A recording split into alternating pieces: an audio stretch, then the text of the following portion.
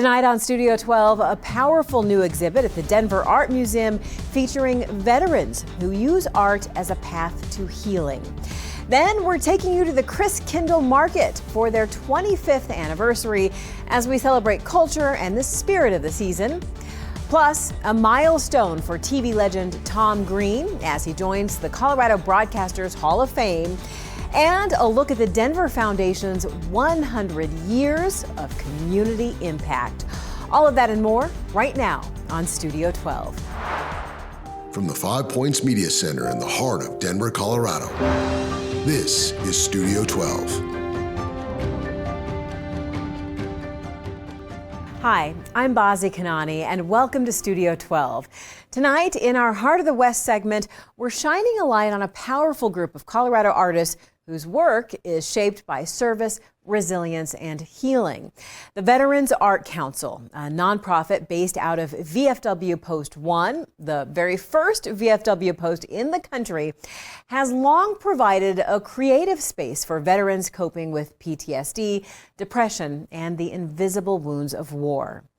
Their artwork is being honored at the Denver Art Museum. It's the first time the museum has ever hosted a full exhibit dedicated to veteran artists. It features pieces made by veterans who have worked through trauma with creative expression. Take a look.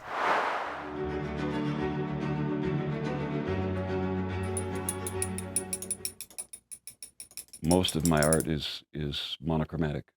I prefer working in monochromatic because I can see it better with what little vision I have left. I was shot in the head in Vietnam, and it left bullet fragments in my head. They said it would cause more damage to try to get them out than it would be just leave them there. They were small, and it probably would never bother me, and for 23 years they didn't. I was teaching at the University of Colorado one day 23 years after I was shot, and in the middle of a really bad migraine, one of the bullet fragments moved and caused a stroke in my visual cortex. And I lost my eyesight in 30 minutes. And I spent the next 2 years being pretty depressed, pretty angry. One day, after a couple of years of putting up with me being angry all the time and depressed, they said, "Dad, you've always loved art. You should get back to it." And my first reaction was, I can't see. But they insisted, and they kept pushing me, and I spent the next 2 years, probably 8 to 10 hours a day, just trying to figure out how to do art again without the eyesight. But the more I did, the better I got, and the better I got, the busier I got, and before I knew it, I was so busy with my art, I forgot to be angry. VFW Post 1, it's first ever VFW, which is super cool, and the veterans in here have turned it into an art gallery. About 10 years ago, me and Jim Stevens put together a program at VFW Post 1, and it turned into the Veteran Arts Council that we see today. I came to the VFW and did an OPA call. I was only planning on doing it one time, but I've kind of been here since. I was in the United States Navy from 2003 to 2008, and I served in Guantanamo Bay at the detention camp in 2005 and 2006. I had some personal issues that came up, and I basically did not want to live anymore.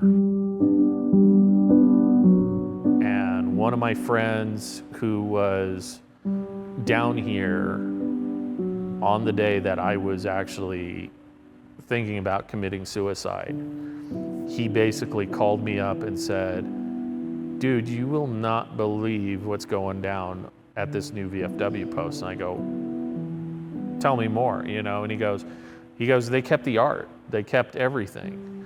And he goes, "Everybody, like, there's VFW artists on the walls, there's all this other stuff." And something that night clicked with me, and I ended up going down here, and I was such at a low point that just that one opportunity that was like, oh, we have empty space, fill this. just that opportunity made me rethink the way I was doing things. Maybe I shouldn't be in self-service for myself. Maybe I should try to do some service for good. And then I ultimately ended up joining the VFW. It's been one of those things that has actually been really fulfilling in my life. I feel very rich when it comes to the people I know, and even though it's not monetarily, it's like just the effect and the change that you've seen in your fellow veterans, that what art can do for people. I've been doing art since I was little. Essentially, it started off as like a communication thing for me. Had a lot of learning disabilities, like dyslexia and ADHD, so it kind of helped me focus. And then with the childhood that I had with some of the trauma, it kind of helped me survive in that sense. So I've kind of used it as a coping mechanism. I was in the Army from '96 to 2005. Once September 11th happened, it took on a whole new meaning. That was, fighting for the country and what we believe in and what we stand for. And so that made all of us that I was with, made all of us kind of grow up real quick. Before that, we were all kind of, kids doing an adult job.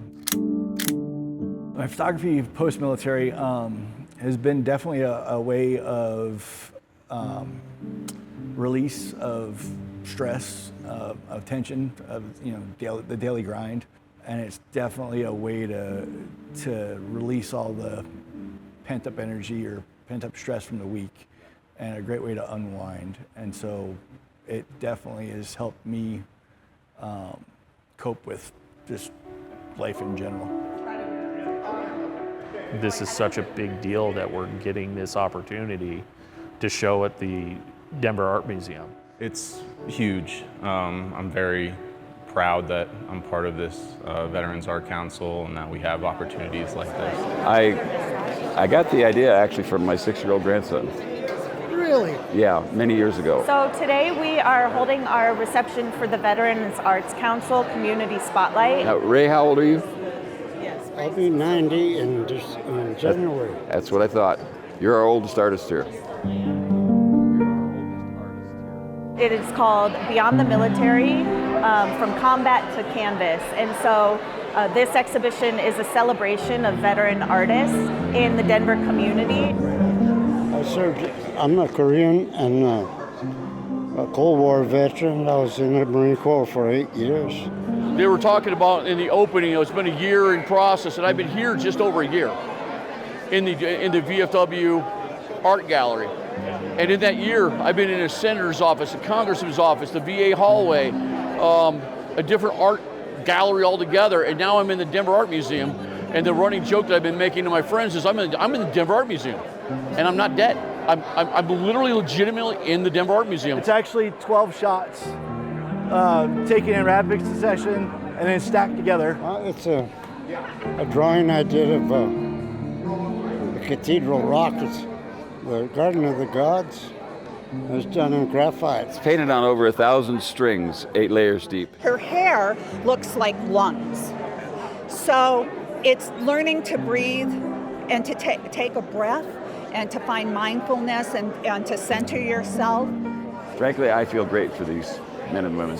I mean, this is recognition outside of their service, but by the same token, for many of them, it's the art that's developed them beyond their service, beyond the whatever problems they'd encountered from their service. Art pulled them through, and I'm just glad we were able to get this done for them. It means so much to me how much I've gained in the past year. For some veterans, it was the difference between life and death. There's veterans here that literally, when they got into the art museum and they got going into the gallery of the VFW, it changed their perspective. It gave them an outlet. You got other veteran artists looking around at each other going, oh, I've been there with you. I know what you're going through. I can feel your feelings. People think of veterans, they think of military service, duty, perhaps combat or not. And sometimes it doesn't go beyond the fact that they're a veteran. But veterans are people, and they do more than, they're more than just their military service. And in this case, they're artists as well. So, yeah, it's, can art heal? Yep. I learned that personally. The exhibit continues at the Denver Art Museum through the month of February. For more information on the exhibit, you can go to denverartmuseum.org. And for more information on the Veterans Art Council, go to veteransartcouncil.org. If you're looking for a holiday outing that's rich in tradition, culture, and plenty of festive fun, the Denver Christkindlmarket is a beloved stop for many families here in Colorado. PBS 12's Erica McClarity visited the market with her kids, meeting the artists behind some of the handmade gifts, sampling traditional treats, and exploring what's new this season.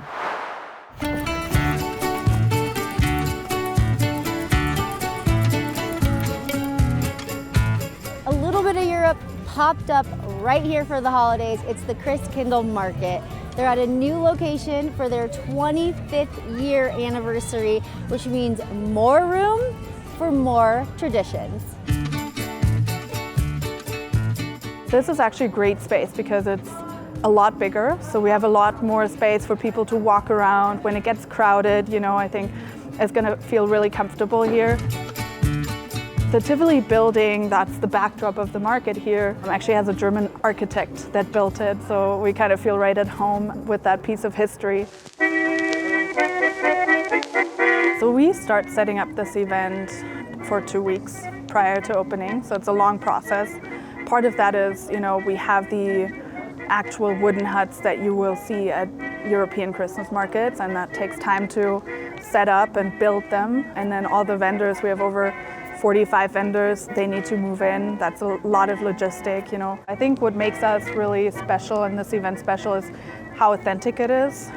There's lots of German traditions here. You can have a lot of German food, German music. You come here, you shop, you get unique gifts that are either imported from Germany, or you have local artisans that are making handcrafted things. And then we have obviously a lot of fun lights around and the mile-high tree that Visit Denver puts on.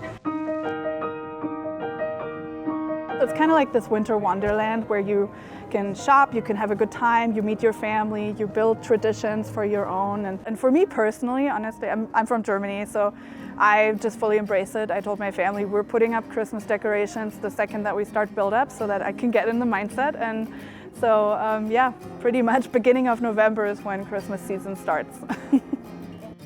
New this year and hard to miss, a fully restored 42-foot tall carousel featuring hand-carved horses and vintage charm.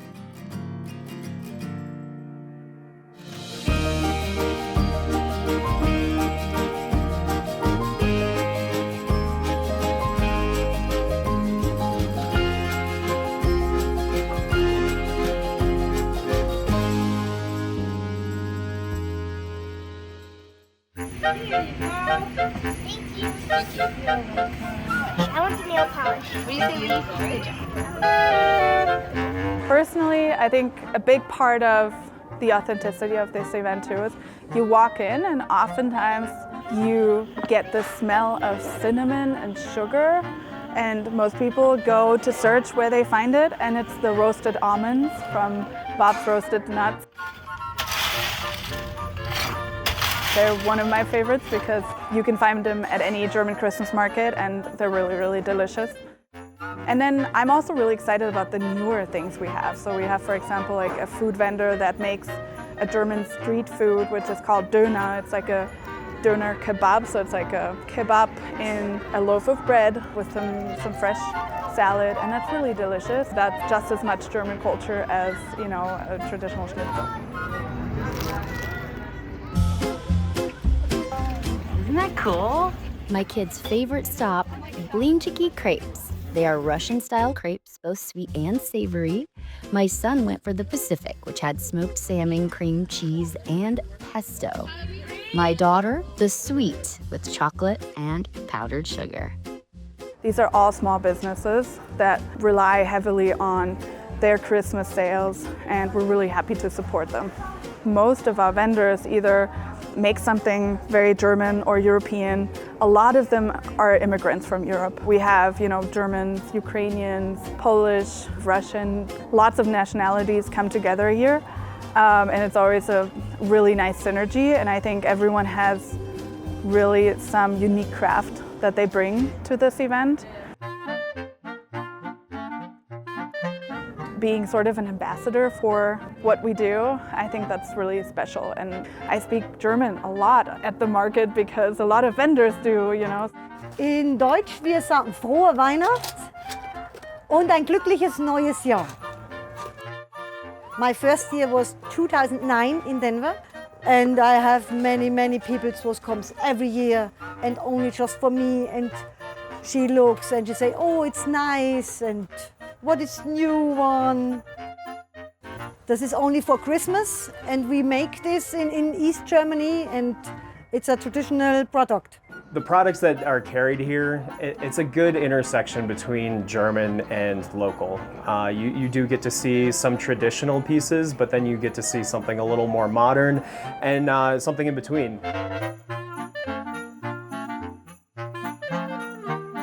So we fit into that like Santa's tool chest of like having us make the product, and we are a woodworking company. Having something that is handcrafted by us and being able to talk about it and explain why it's cool and all the little details, that is super rewarding. 3 years ago, I did this market, and that was able to launch me to at least a financial point to open up 3 stores. This market makes up almost half of our revenue for the entire year. I love talking to people directly. It just adds an element of humanity to each one of our products.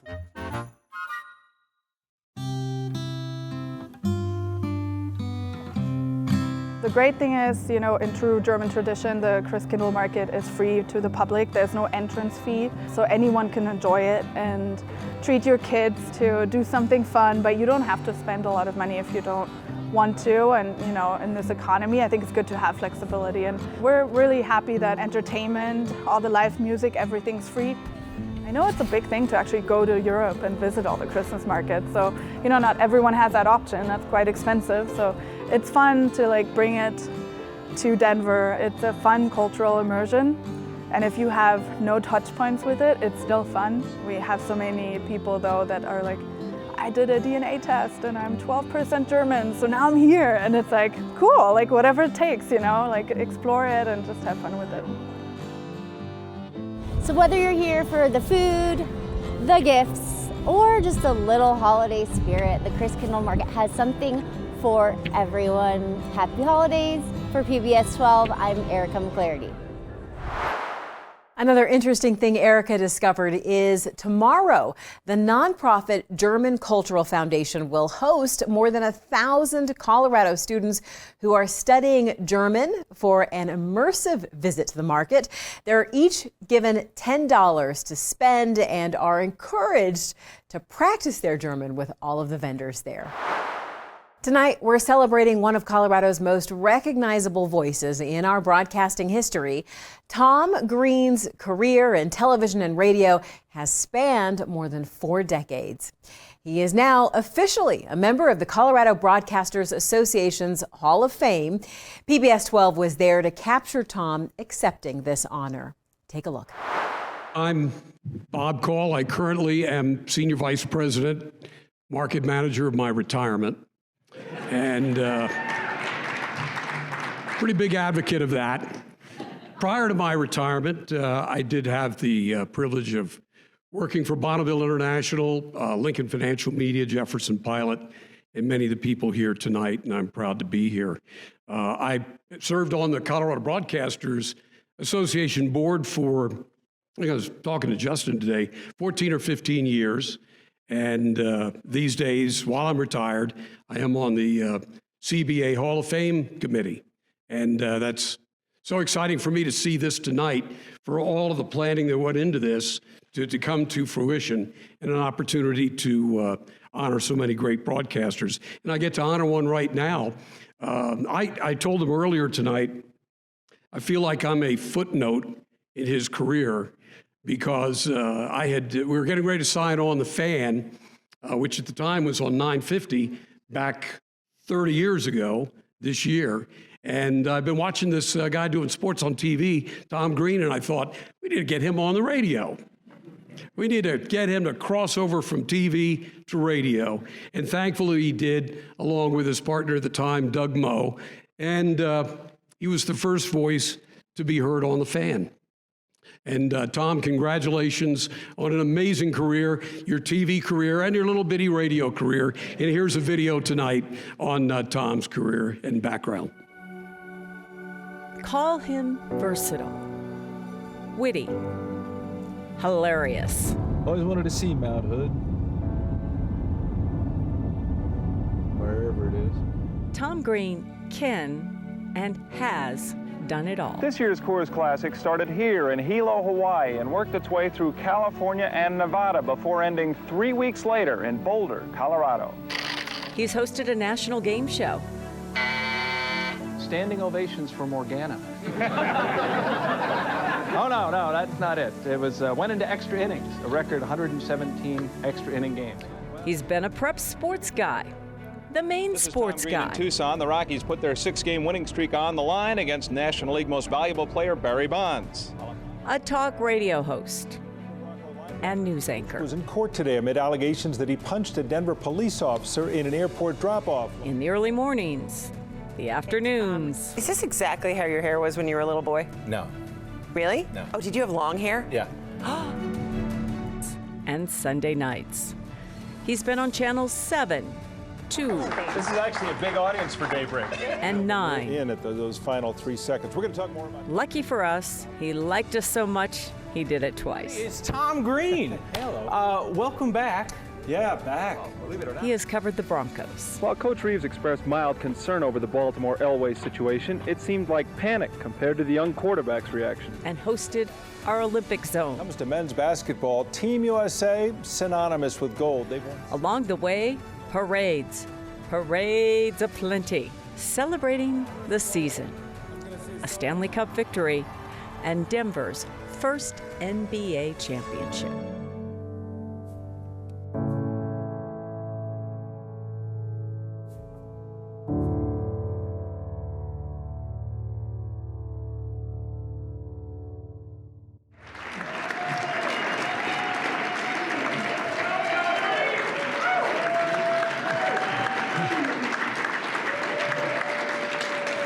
Thanks to Kim for doing that. Thanks to everyone for participating in that. For me, tonight's a great opportunity because so having worked everywhere in television except Channel 4, I was hoping someone from that station would be here and see me and sign me.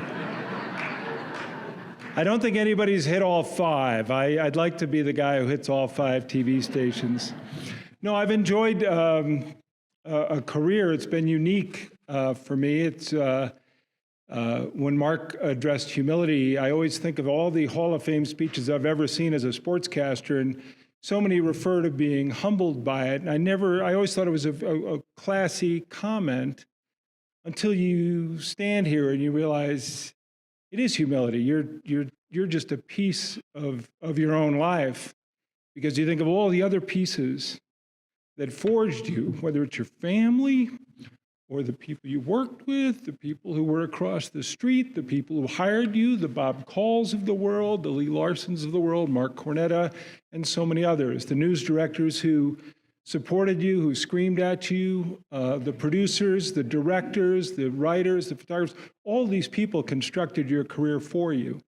And to stand here and accept an award, it's like, well, that's pretty cool, but I wish everyone was here, because it was obviously a huge collaborative effort that went station to station to station to station to station to station. But luckily for me, after leaving ESPN, I got to stay here in Colorado for the better part of 40, 45 years now, and it's always been home to me. The people who've been so kind to me include the people I work with, the people I compete with, the people I work for. And when I say the people I work for, it's the people who hired me, but also the people we all work for, and that is the people of Colorado. and they've been great to me. And it's been home. It's been great, and it's been great to be here tonight. My wife and my daughter are here.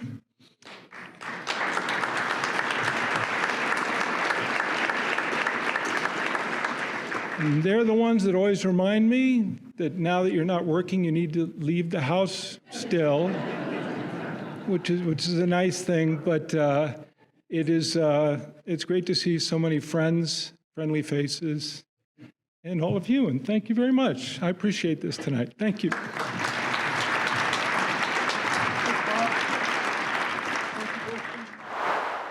Tom Green's induction highlights not just a remarkable career, but the many people he credits for shaping it, including news directors, producers, photographers, and the Colorado community as a whole. Surrounded by family and former colleagues, Tom called the honor humbling. Tonight, we're taking you inside a milestone moment for one of Colorado's most impactful philanthropic organizations. The Denver Foundation is celebrating 100 years of service, supporting local nonprofits, lifting community voices, and helping residents thrive.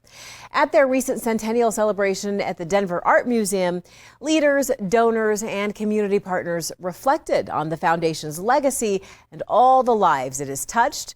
We spoke with several attendees about why this foundation matters, especially now, and why it's important to honor 100 years of generosity and community change.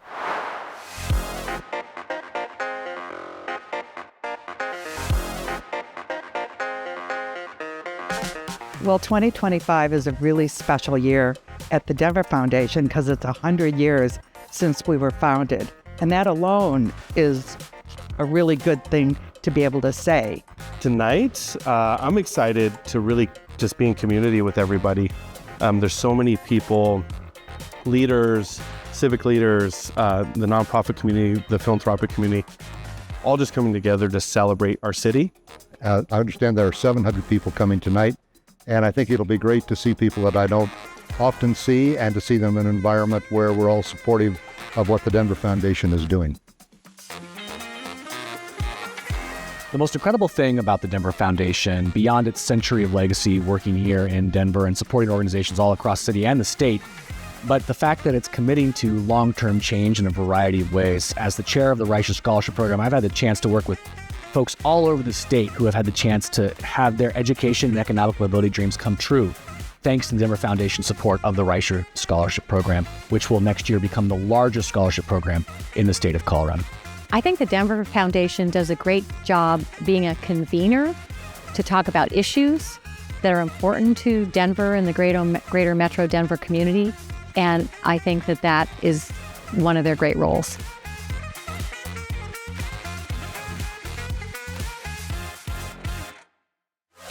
My favorite thing about the Denver Foundation is that it really taught me to appreciate what I would call the joy of philanthropy, and specifically local philanthropy, because it can have such a meaningful impact in an area that we live and love.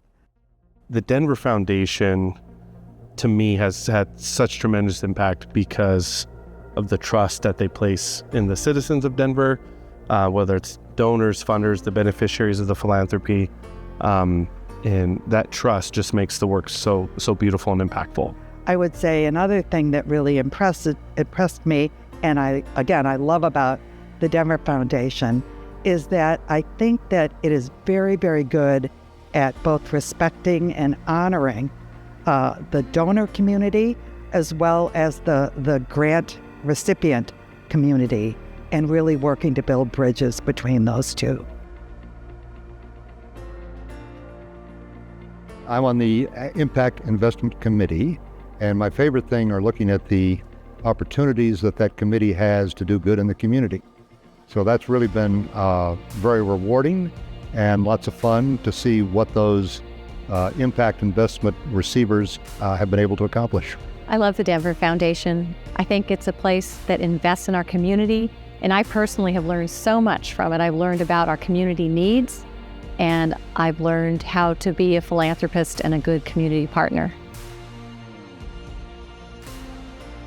The thing that I'm the most proud of is the chance to work with all the scholars that have been in the program, to get a chance to meet them at annual dinners over the course of the year, at these meet and greets, where we get to hear these incredible stories of people who literally their lives have been changed by the investment from the Denver Foundation and the Reiser Scholarship Program. Folks who would have had to drop out of college, but actually get to stay and achieve not only their undergraduate dreams, but actually now their graduate school opportunities, whether it's in CSU Pueblo, CU Denver, Mesa University, or in the Colorado Community College system. The Reiser Program, the Denver Foundation are making an incredible impact, and as chair of the program, I'm just honored to be a part of it.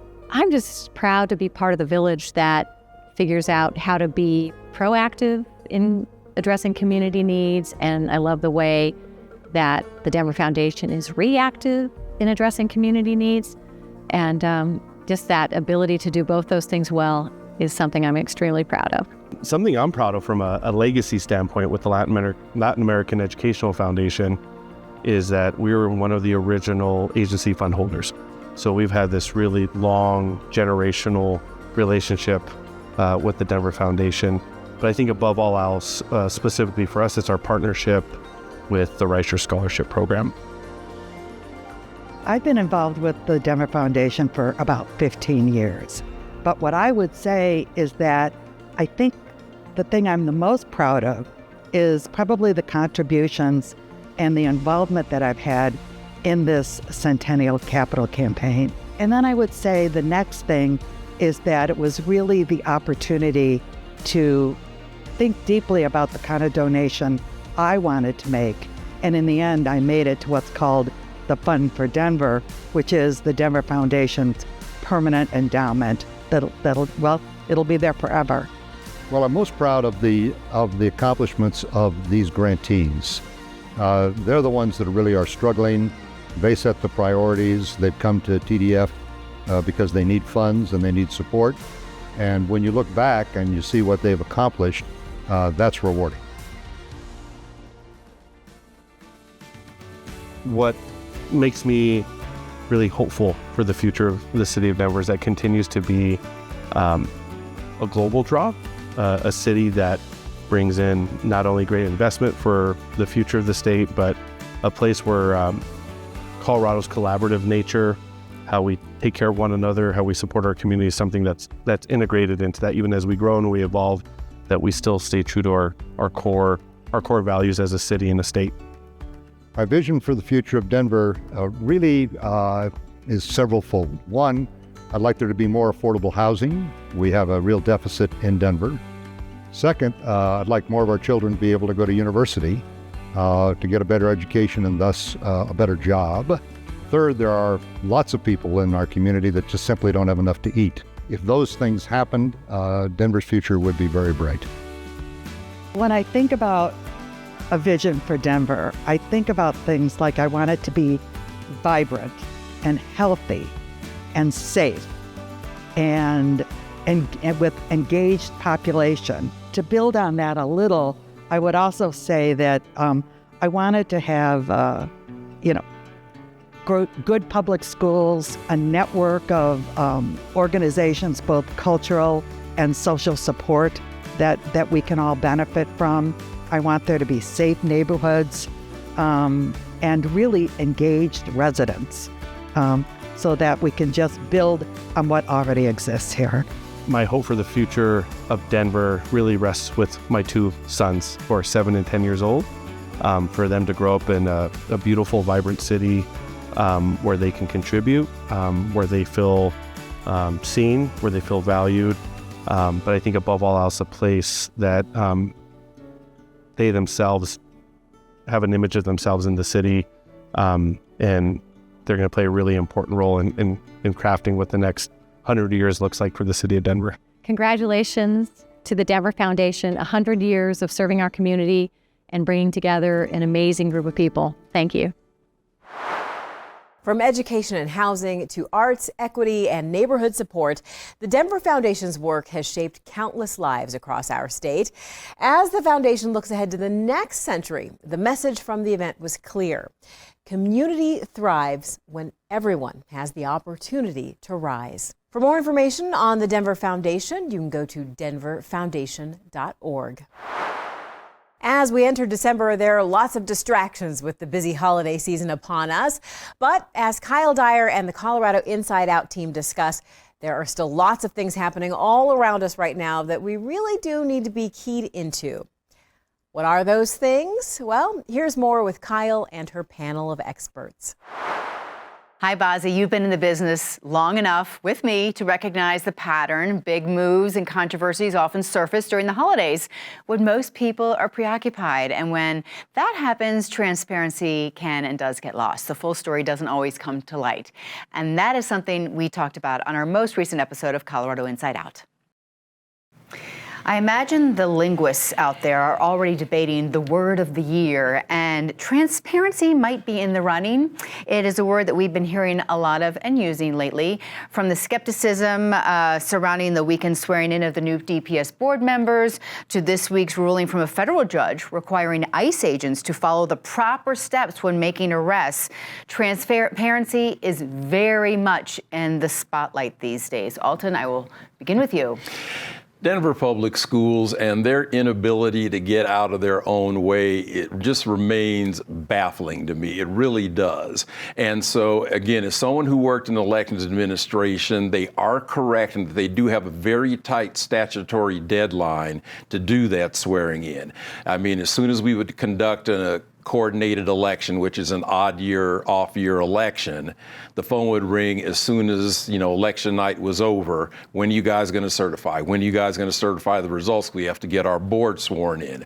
But you would think because of all the concerns about their lack of transparency, they would have figured out a way to coordinate schedules or whatever they had to do to make sure that everyone was there and that this swearing in took place in the public. And so starting out with half a new board and still starting out from a place where you are calling transparency into question day one, it is such an unforced error.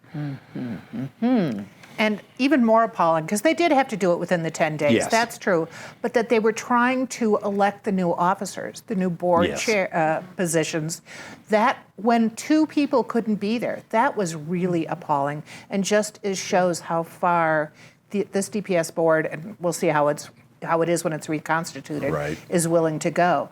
But also go to transparency with the ICE arrests when there are not warrants, there's no cause to go, that we're finally going to get some transparency, maybe, thanks to a judge's ruling this week. But we see a lack of transparency everywhere now. And reporters, we spend a lot of time trying to get information. And I think, and Marianne will probably agree with me, it is harder than ever. There are fewer reporters than ever, and the roadblocks being put up to our work for the public to get information to them, those are higher than ever. Yep. Absolutely. I want to thank the journalists at this table. I'm not a journalist. I'm a columnist. I can work because of the work that they do. And they're the ones that are primarily exposing this stuff. We would not know that the Trump administration was breaking the law in many cases when it comes to immigrants. They are here legally, and now they've been detained. And even if they get released, they don't get that time back. I mean, a lot of these folks are working at jobs where they're not on salary. So they just miss a month of work. Who here can pay the mortgage if they missed a month of work? Also, a young woman that was arrested and detained here in Colorado for 3 weeks had to drop the classes she was taking at college. She doesn't get that back. And so until the Trump administration starts to comply with the law, I want to take my hat off for those who are exposing one after another those infractions, those violations of our laws, including our Constitution. Okay. Marianne. And I absolutely agree with Patty. The fight by reporters to force, as much as we can, elected officials to come out of the shadows and let us know what they're doing. This is a constant issue for those of us at the state capitol in dealing with the governor and dealing with the legislature. And elected officials are increasingly very comfortable with living in the dark and keeping the public out of the public business. And this is so appalling to me, and it is a fight that I wage all the time. Most recently, when the governor and the Joint Budget Committee and the leadership of the House and Senate all had unannounced meetings with the governor to discuss the budget. This was on October 31st, and and these conversations were actually rather illuminating. I actually got to sit in on one of those discussions, and there were things that came out in there that didn't come out later in the day when the governor was actually publicly talking about the budget. This is why we need to keep forcing elected officials to do their jobs and to do it in front of us. And frankly, the public is not doing their job in demanding it. Sorry, that's my soapbox. That's okay. All right. That was just one of the topics we talked about on the latest episode of Colorado Inside Out. You can watch the entire show on YouTube, the PBS Passport app, or listen in on Spotify and Apple Podcasts. And yes, we're in December, so we're currently working on the first show of the month. Join us this Friday at 8 here on PBS 12. Colorado Gives Day isn't just a one-day event. You can still give up until December 9th. Colorado Gives helps support thousands of nonprofits that are doing meaningful work all over our state every single day. This year, we sat down with Kelly Duncan, the CEO of the Community First Foundation. That's the organization behind Colorado Gives Day. She tells us how this statewide movement continues to grow and why community giving matters now more than ever. Here's more with Kelly. I imagine everybody who's in Colorado for any length of time knows what Colorado Gives Day is, but why don't you go ahead and let's just, for anybody who's uninitiated, what is Colorado Gives Day? Well, it's the best day of the year. So Colorado Gives Day this year is December 9th, but giving starts on November 1st. And what it is a statewide movement where donors throughout the state come together to show their support to nonprofits by making donations through the website coloradogivesday.org. Is this unique to Colorado? It actually is not, but I will brag that Colorado Gives Day is one of the largest giving days in the country. But there's about 100 other giving days throughout the country. We're coming up on our 16th year, which I cannot believe. We're 16 years old with Colorado Gives Day. And the way it started in 2010 is two things sort of came to pass. One, people were starting to do more online. E-commerce was growing. I think Cyber Monday finally reached $1 billion in sales that year. And a report came out that showed that Colorado was 30th in terms of states and philanthropic or charitable giving. So we ranked 30th. That's not very good. And so First Bank and Colorado Gives Foundation thought we could do something about it. And could we create this day that allowed us to boost charitable giving throughout the state, so we no longer ranked 30th. And it worked. So we're in our 16th year. We've seen Coloradans donate every single year. Last year alone, it was $54.8 million. And now we're ranked 6th in the nation in terms of generosity. Well, that's fantastic, and congratulations. And congratulations to everybody in Colorado, yeah, too. I mean, exactly. That's who did it. How many nonprofits are considered in this program? How many people are participating? So nonprofits can use coloradogives.org for free. So they can sign up to get on the website, and they just need to have a couple of things in place. One, they need to have their designation from the IRS that says they're a bona fide charitable organization. That they have that, and if they're in good standing with the Secretary of State, they can participate on the website and be part of Colorado Gives Day. And then for donors, we take donations starting at $5 up to however much they want to give. And donors can go to the site and pick as many nonprofits as they want to support. And it's just like shopping online. So you pick a nonprofit, you decide how much you want to give, you pick another nonprofit, decide how much you want to give, and you put them all into your cart and you check out in one easy transaction. So basically, it's like online shopping for giving. Yes. And you can search. A lot of donors come and they know exactly who they want to give to. But some donors come and think, I'm not really sure who I want to give to. I care about kids. So maybe you can search by kids. And I really want to give in my community. You can search by zip code. So there's all kinds of ways to search on the site to find the nonprofits you care about. And one of the things I really appreciated what you just shared was this idea of that these are nonprofits been vetted. I think there's a hesitancy by so many people. There's so many places that need money and need support, and sometimes it's a little hard to tell.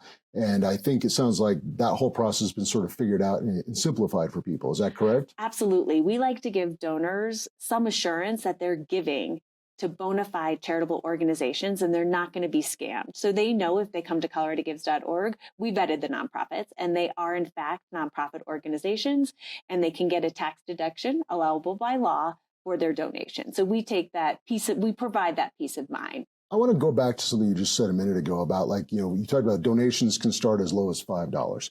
And I think that's important because we talk about, like, what does it mean to be a philanthropist? And I think that a lot of times we think about philanthropists as being these folks who have just giant piles of money you're trying to give away, but that's not really true. No, in general, philanthropy means love of mankind.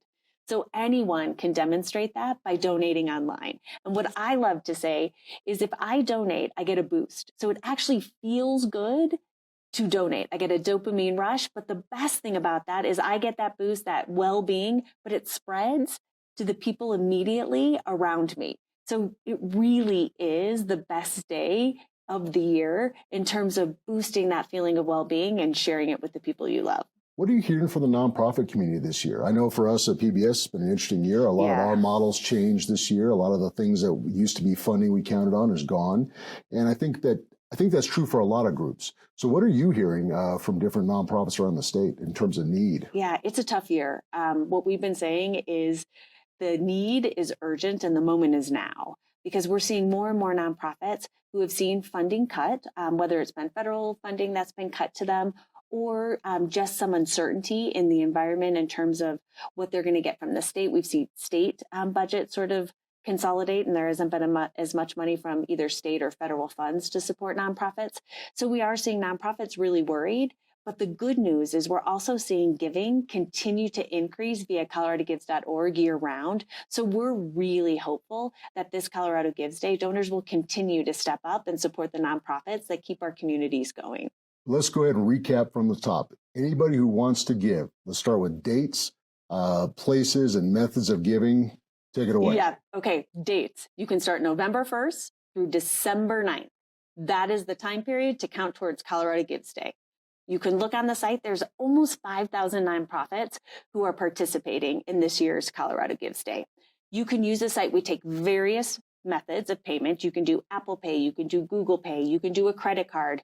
You can do a direct wire from your bank account if you want. And if you happen to be an older adult who has an IRA, an individual retirement account, and you have what's called a QCD or a qualified charitable distribution. So what happens is if you have an IRA at a certain age, you have to take money out every year. If you don't need that money and you don't want to be taxed on it, you can donate it to charities. And all that is clear on coloradogivesday.org. It is so clear. So you literally, as you're checking out, you put all those donations into your cart. Just like most websites where you're shopping, you get to choose how you want to pay. Same thing, you click that little drop-down arrow and you choose how it is that you want to pay for those donations. And then you get one receipt. So one tax receipt with everyone you gave to. And most importantly, you're joining all these other Coloradans in really making something special happen that day. Well, sincerely, from all of us in the nonprofit world, thank you. And you can count on my support and I imagine a lot of our viewers as well. Well, thank you very much. It's easily the best day to give. Again, you can explore Colorado's nonprofits and donate at coloradogives.org. There are lots of Coloradans who would describe themselves as outdoorsy, always looking for that next hiking challenge. If that describes you, you might want to add this one to your bucket list. The Tour du Mont Blanc is one of Europe's most iconic treks, a 105-mile loop that circles the tallest peak in Western Europe, passing through France, Italy, and Switzerland.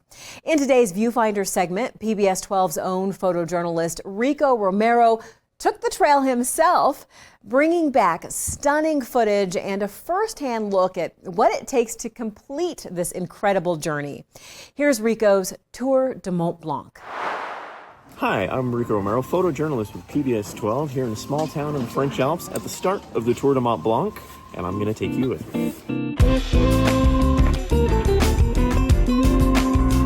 For outdoor Coloradans looking to try something new, let me introduce you to the Tour du Mont Blanc. I recently did this 100-mile hike with my wife and some friends. Mont Blanc is one of the most iconic peaks in Europe and one of the tallest as well. It's a little higher than a 14er, sitting at 15,766 feet, but on this trail you will not be hiking to the top. You can start this hike pretty much anywhere, but the traditional starting point for this is just outside the French town of Chamonix. This is a loop hike, and the most popular way to hike this is counterclockwise, but lots of hikers still prefer hiking clockwise as well. We started right here in a town called Les Houches, which is just outside of Chamonix, and hiked down to the cable car to get started. This is a really popular way to start the hike, plus it saved our legs for the long journey ahead. That's my friend Carly, and over there, that's my friend Steve. We met this really cool dog at the top wearing a rain jacket when we got off the cable car. Here's our first photo we took to start our trip. That's my friend Carly on the left, my wife in the middle, and my friend Ann on the right. Slight rain all day actually made for great hiking conditions. This was our introduction to the trail, and despite the rain, we couldn't have asked for better conditions. I have to admit, I was pretty nervous, wondering if I had trained enough for this, but to our advantage, most hikes we do in Colorado are higher in elevation, so it made hiking in this area of the Alps a little bit easier. Le Contamine would be our first pit stop on the trail. Our accommodations for the night would be in a really cool motel-style place, but each night it would change, as you will see later. Packing light is essential on this hike, so that sometimes means washing clothes in the sink and hand drying, or in this case... So we've started day 2 on the hike, and we've made it to the Notre Dame de la Gorge, which is basically the base of when we start the next uphill. And if I could flip it around to show you, we're heading that way. We met some friendly cows right before we started our next big uphill section, and also this friendly cat from a refugio nearby that we didn't stay at. He decided to hike with us for a few minutes. This section was our longest hike on the trail and also the highest elevation gain. There are 2 different ways you can travel in this section. There's the regular way on the trail, and then there's a variant trail. If the weather permits, the variant is a little bit shorter but steeper in elevation. Even though it was a little bit cloudy, we took a chance and took the variant route, and it really paid off. After we trekked through a little snowy patch, the valley opened up to some amazing views. We had a slight run-in with a cow, no thanks to my friend Ann for mooing at it. Oh God, no. But then we made our way over to our first refugio, Motet. If you're wondering what a refugio is, it's basically a mountain hut similar to a bed and breakfast, but instead of breakfast, you get dinner. This was our first experience with family-style dinner, and they played some interesting music for us as well. This is the type of experience you could expect from most of the refugios, minus the music performance. You'd typically be sharing a table with some strangers and enjoying the evening with everyone's company.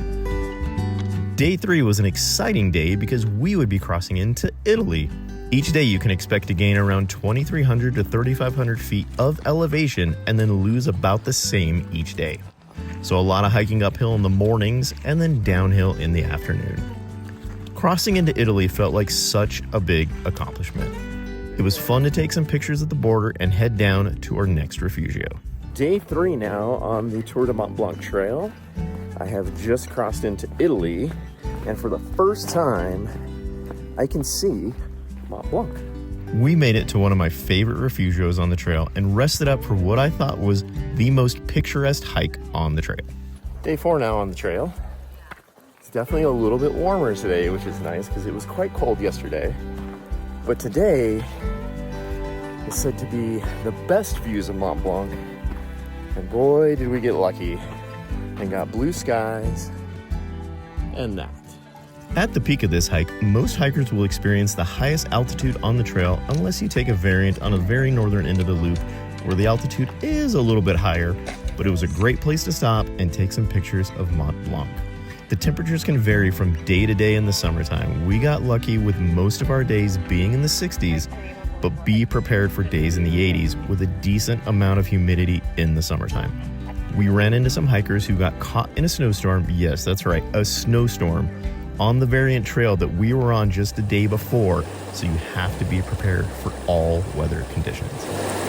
After the stunning views of Mont Blanc, we came down a very steep mountain and into the Italian town of Courmayeur. This is a great spot to take a rest and even an extra day off if you'd like, since there are plenty of accommodations and restaurants as well as shopping for supplies or even souvenirs.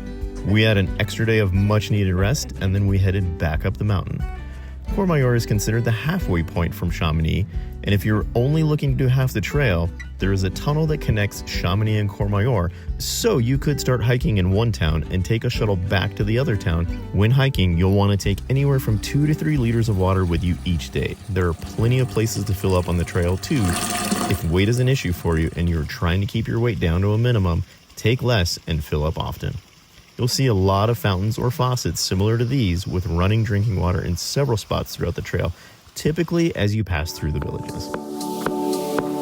We made it to Refugio Bonatti early in the day and had a lot of time to enjoy the area around the Refugio. Day 6 on the TMB trail, and today it is quite cold. The wind is howling, but hopefully gonna let up. We have blue skies and sun, so I think that's gonna help.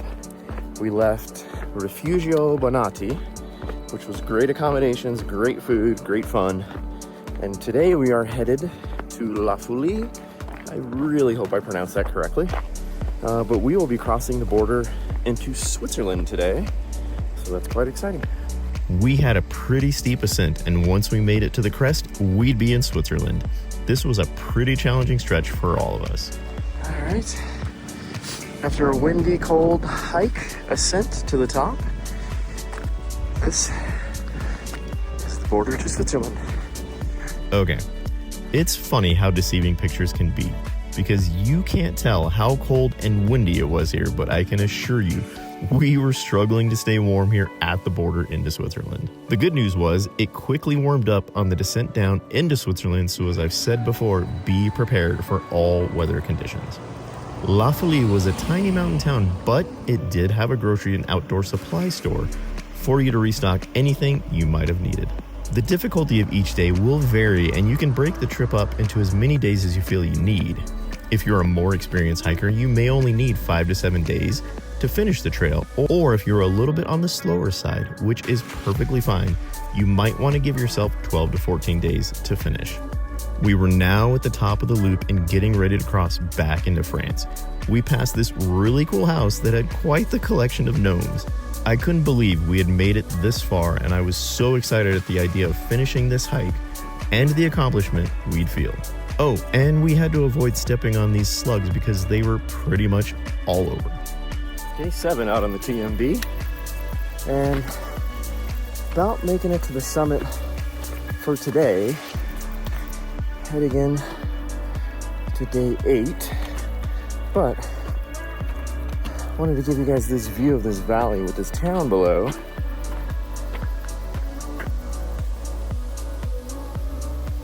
Just incredible. The trail is marked really well with markers similar to this, so it's pretty easy to stay on trail. We did a good job following the markers right back into France. But we also had a GPS navigation app, which was super helpful, and I highly recommend it. This was a cool border crossing for us because the clouds were super low and we felt like we were walking in them. But just like the other border crossings, the weather was completely different just on the other side. We could see Chamonix in the valley in the distance and only had one more night on the trail. We came up to a really cool section of the trail, which we so creatively called the ladder section. You have to climb a series of ladders to get up to the next and last pit stop. We did it and made it to our last refugio on the trip, Lac Blanc, which turned out to be our favorite with the absolute best views of Mont Blanc. But seriously, just look at these views. Our bunk room at the refugio was a room for 5, which worked out perfectly since there were 5 in our group. Here's what it looked like to give you an example of what you can expect from a similar room on the trail. A good night's rest, and we were off to hike out to the cable car and then down into Chamonix to finish this incredible journey. But before we headed down, we stopped to watch some hang gliders taking off above Chamonix.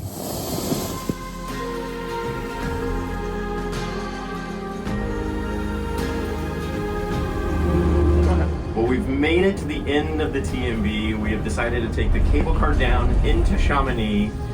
It's been a heck of a journey, lots to share, lots to think about, but overall just very pleased to be able to share this experience with you. Truly an unforgettable experience and an amazing view from up there. You can definitely see why it's one of the world's most celebrated hikes. Rico said the best part was meeting fellow adventurers from around the globe, including a few other Coloradans who had made the trek. Once again, a big thank you to Rico for bringing us along for the journey. Thanks for watching Studio 12, and don't forget you can follow us on social media and on YouTube. We look forward to seeing you again next Tuesday night at 8. I'm Bazi Kanani. Have a great week.